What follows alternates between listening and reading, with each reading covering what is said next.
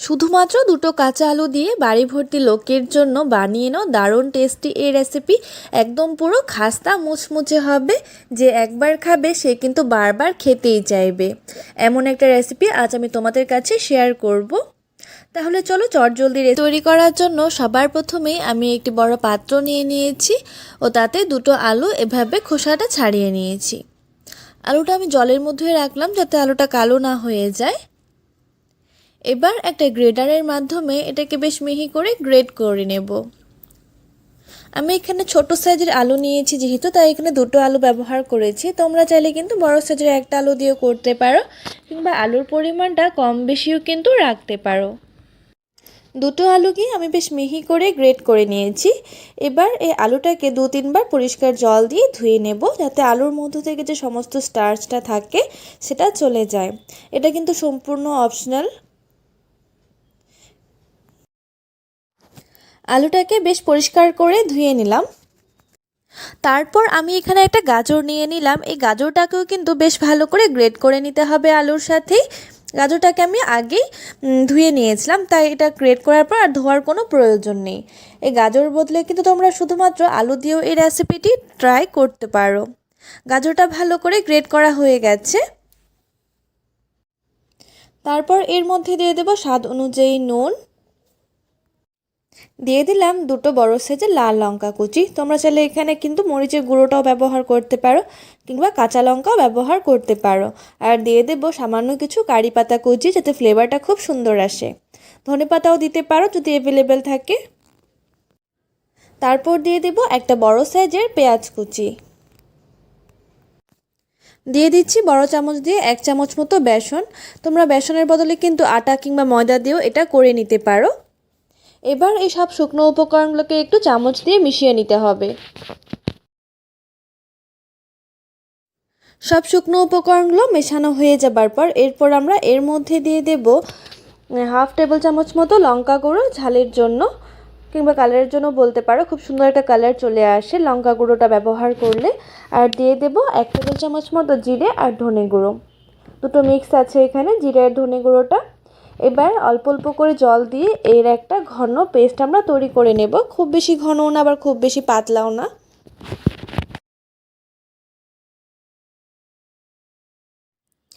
এই রেসিপিটি বানানো কিন্তু খুবই সহজ আর খুবই চটজলদি হয়ে যায়। শুধুমাত্র 10 মিনিটের মধ্যেই কিন্তু সমস্ত প্রিপারেশন করে তোমরা এই রেসিপিটি তৈরি করে নিতে পারবে। তারপর এই রেসিপিটাকে আরও বেশি খাস্তা এবং মুচমুচে করার জন্য এর মধ্যে দিয়ে দেবো 1/2 কাপ মতো সুজি। তোমরা চাইলে কিন্তু সুজির বদলে চালের গুঁড়োটাও ব্যবহার করতে পারো। আমি যেহেতু এখানে সুজিটা ব্যবহার করেছি, তাই এই ব্যাটারটা কিন্তু একটু পাতলা করেই তৈরি করেছিলাম। যদি তোমরা সুজিটা ব্যবহার না করো সেক্ষেত্রে একটু ঘন করলেও কিন্তু হবে। জলটা একটু কমিয়ে দিলে ব্যাটারটা একদম পারফেক্টলি তৈরি হবে যদি তোমরা সুজিটা ব্যবহার না করো। এবার অন্যদিকে আমরা গ্যাসে একটি প্যান বসিয়ে দিলাম।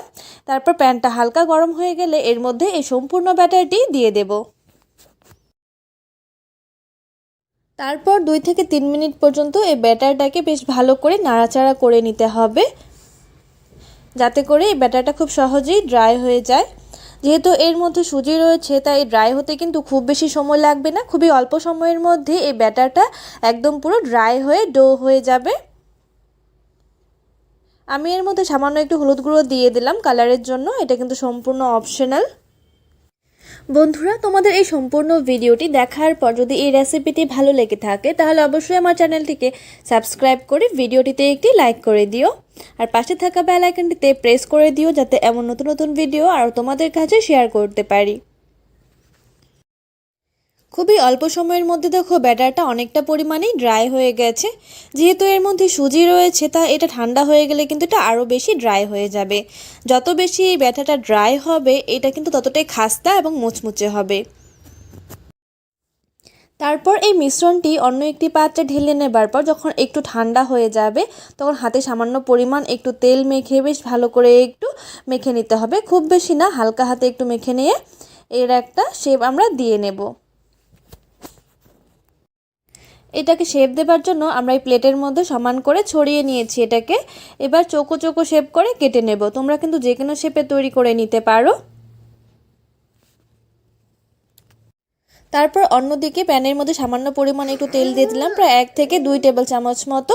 তেলটা হালকা গরম হয়ে আসলে আমরা এক এক করে এই পিসগুলো এর মধ্যে দিয়ে দেব। তোমরা চাইলে কিন্তু এটা সামান্য তেলও ভেজে নিতে পারো, জাস্ট 2 পিঠ শ্যালো ফ্রাই করে নিতে পারো কিংবা ডিপ ফ্রাইও কিন্তু করে নিতে পারো।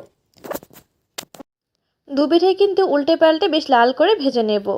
1 পিঠ হয়ে গেছে, আমরা আরেক পিঠ উল্টে দেব। খুবই অল্প সময়ের মধ্যে এটা কিন্তু ফ্রাই করা হয়ে যায় আর এবং এটা কিন্তু পুরো মুচমুচে খাস্তা হবে। তোমরা অবশ্যই এই রেসিপিটি বাড়িতে ট্রাই করে দেখতে পারো। তোমাদের এই ভিডিওটি কেমন লাগলো অবশ্যই কিন্তু আমাকে কমেন্টস করে জানিও। 2 পিঠে বেশ ভালো করে ভেজে নিয়েছি, এবার আমরা এটাকে তুলে নেব। এটা তোমরা সন্ধ্যের চায় হোক কিংবা যে কোনো চাটনি সসের সাথে খেতে কিন্তু অসাধারণ লাগবে। চাট কিনে যাওয়া একদমই ভুলে যাবেন। যখনই কিছু বাইরের থেকে কিছু খেতে ইচ্ছে করবে তখনই কিন্তু তোমরা বাড়িতে এটা বানিয়ে খেতে পারবে, অসাধারণ লাগে খেতে। এই আলু চাট বানানোর জন্য আমি সবার প্রথমে এখানে 2টো আলুকে সেদ্ধ করে নিয়েছি। এবারের খোসাটাকে খুব ভালো করে ছাড়িয়ে নেব। বন্ধুরা, একটা জিনিস কিন্তু অবশ্যই লক্ষ্য রাখতে হবে, আলুটা যেন ওভারকুক না হয়ে থাকে। এবার এই আলুটাকে একটা ছুরির সাহায্যে পাতলা পাতলা করে এর স্লাইস করে নেব। আলুটা যদি ওভারকুক হয়ে থাকে তাহলে কিন্তু স্লাইস করতে একটু অসুবিধে হতে পারে, তাই আলুটাকে ওভারকুকও করবে না আর একদম যদি কাঁচাও থেকে না যায় সেটাও কিন্তু খেয়াল রাখতে হবে। 2টো আলুকে আমি খুব ভালো করে পাতলা পাতলা স্লাইস করে কেটে নিয়েছি। এবার এর মধ্যে দিয়ে দেব স্বাদ অনুযায়ী নুন, দিয়ে দেব পেঁয়াজ কুচি। আমি এখানে কিন্তু 2টো আলুর জন্য একটা বড় সাইজের পেঁয়াজ কুচি ব্যবহার করেছি, তোমরা কিন্তু পেঁয়াজের পরিমাণটা কম বেশি করতে পারো। এখানে ঝালের জন্য দিয়ে দিলাম 2টো কাঁচা লঙ্কা কুচি। তারপর দিয়ে দেব এখানে ভাজা মশলা। এখানে আমি কিন্তু জিরে ধনে আরও অনেক কিছু দিয়ে মশলাটা রেডি করেছি। তোমরা যদি এই রেসিপিটা চাও তাহলে অবশ্যই আমাকে কমেন্টস করে জানিও, আমি তোমাদের সাথে এই রেসিপিটা শেয়ার করব। ভাজা মশলাটা দেওয়ার পর এখানে আমি দিয়ে দিয়েছি তেঁতুলের পাল্প, প্রায় 2 থেকে 3 টেবিল চামচ মতো আমি এখানে ব্যবহার করব। আমি এখানে কয়েক টুকরো তেঁতুলকে কিন্তু 10 মিনিট আগে জলে ভিজিয়ে রেখেছিলাম, সাথে 1 টেবিল চামচ মতো চিনিও কিন্তু দিয়ে দিয়েছিলাম তেঁতুলের সাথে, যাতে তেঁতুলের একটা টক মিষ্টি ভাব থাকে। আর এই আলু চাটে কিন্তু তেঁতুলের ছাড়া কিন্তু ভাবাই যায় না। তোমরা তেঁতুলটা কিন্তু অবশ্যই ব্যবহার করার চেষ্টা করবে। তোমাদের কাছে যদি তেঁতুলটা না থাকে সেক্ষেত্রে কিন্তু তোমরা সেখানে লেবুও ব্যবহার করতে পারো, কিন্তু তেঁতুলটা দিলে কিন্তু এই টেস্টটা বেশ ভালো আসবে। তারপর এর মধ্যে দিয়ে দেব 2 থেকে 3 টেবিল চামচ মতো ফেটানো টক দই। টক দই যদি না থাকে তাহলে স্কিপও করতে পারো, আর না হলে কিন্তু শুধু 10 মিনিটের মধ্যে তোমরা দুধ দিয়ে, গুঁড়ো দুধ দিয়েই হোক বা লিকুইড দুধ দিয়েই হোক 10 মিনিটে তোমরা দই তৈরি করে ফেলতে পারবে কোনো ধরনের টক দই ছাড়াই।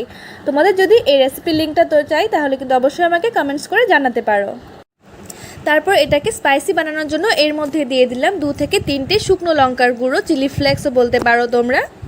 তারপর এই সব উপকরণগুলোকে খুব ভালো করে সবার প্রথমে মিশিয়ে নেব, যাতে করে এই আলুর মধ্যে এই তেঁতুল টক দইয়ের সব ফ্লেভারগুলো খুব ভালো করে মিশতে পারে। বন্ধুরা, ভিডিওটি স্কিপ করো না, পরে কিন্তু আরও প্রসেস কিছু বাকি রয়েছে। তোমরা কিন্তু এভাবে আলু চাট খেতে ইচ্ছে করলে আলুর বেসটাকে বানিয়ে রেখে দিতে পারো 2 থেকে 3 দিনের জন্য ফ্রিজে। তারপর এই আলু চাটটিকে সার্ভ করার জন্য আমি আলুর মশলাটাকে অন্য একটি প্লেটে ট্রান্সফার করে নিচ্ছি।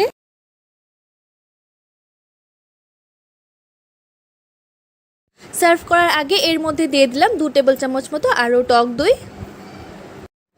দিয়ে দিলাম 1 থেকে 1.5 টেবিল চামচ মতো তেঁতুলের চাটনি, যাতে এর টেস্টটা খুব ভালো আসে। তারপর এর মধ্যে একটু ক্রাঞ্চিনেস আনার জন্য দিয়ে দিলাম কিছু ভুজিয়া। তোমরা চাইলে কিন্তু নিমকি বা কর্নফ্লেক্স হোক বা পাপড়ি ব্যবহার করতে পারো, যে ফুচকার যে পাপড়িটা পাওয়া যায় সেটা ব্যবহার করলে কিন্তু খেতে বেশ লাগে, কিন্তু সবসময় হাতের কাছে কিন্তু সেই ফুচকার পাপড়িটা পাওয়া যায় না, তার জন্য আমি এখানে ব্যবহার করেছি কিছু ভুজিয়া আর নিয়ে নিয়েছি এভাবে আলুর চিপস। তোমরা কিন্তু এই আলুর চিপস বা ভুজিয়া দিয়ে একবার আলু চাটটা খেয়ে দেখো, অসাধারণ লাগবে খেতে। দিয়ে দিলাম আরও কিছুটা পেঁয়াজ কুচি, দিয়ে দেব সামান্য পরিমাণ আরও কিছুটা ভাজা মশলা, আর অবশেষে এটাকে একদম দোকানের মতো বানানোর জন্য টেস্টটাকে এর মধ্যে দিয়ে দেব 1 টুকরো লেবুর থেকে খুব সামান্য পরিমাণ কয়েক ফোঁটা লেবুর রস। খুব বেশি ব্যবহার করব না, কারণ আমি এখানে কিন্তু টক দই আর তেঁতুলের রসটা ব্যবহার করেছি। বন্ধুরা, ভিডিওটি সম্পূর্ণ দেখার পর তোমাদের যদি এই ভিডিওটি ভালো লেগে থাকে তাহলে অবশ্যই আমার চ্যানেলটিকে সাবস্ক্রাইব করে ভিডিওটিতে একটি লাইক করে দিও।